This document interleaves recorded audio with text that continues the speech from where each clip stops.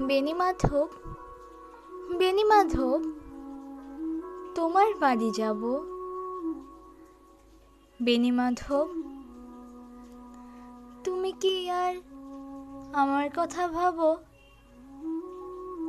বেণীমাধব, মোহনবাসী তমাল তরুমলে বাজিয়েছিলে, তখন আমি মালতী স্কুলে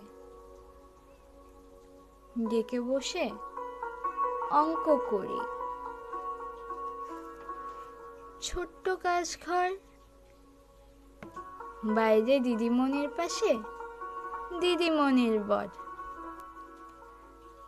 আমি তখন নবম শ্রেণী। আমি তখন শাড়ি পরি। আলাপ হলো বেণীমাধব সুলেখাদের বাড়ি। বেণীমাধব, বেণীমাধব, লেখাপড়ায় ভালো, শহর থেকে বেড়াতে এলে।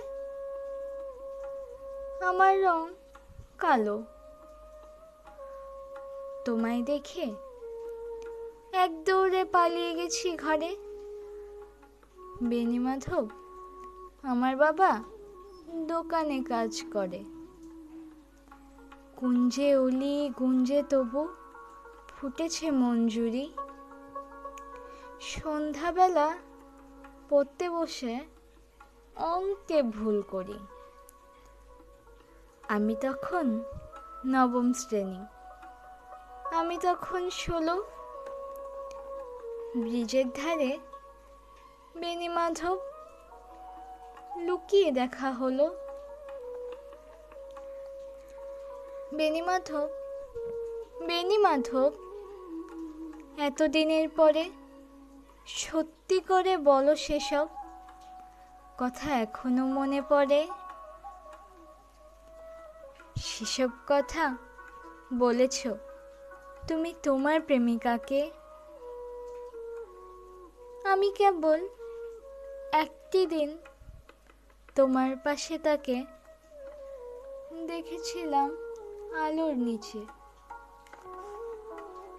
অপূর্ব সে আলো, স্বীকার করি দুজনকেই মানিয়েছিল ভালো। জুড়িয়ে দিল চোখ, পুড়িয়ে দিল চোখ। বাড়িতে এসে বলেছিলাম ওদের ভালো হোক। রাতে এখন ঘুমোতে যায় একতলার ঘরে। মেঝের উপর বিছনা পাতা, জ্যোৎস্না এসে পড়ে।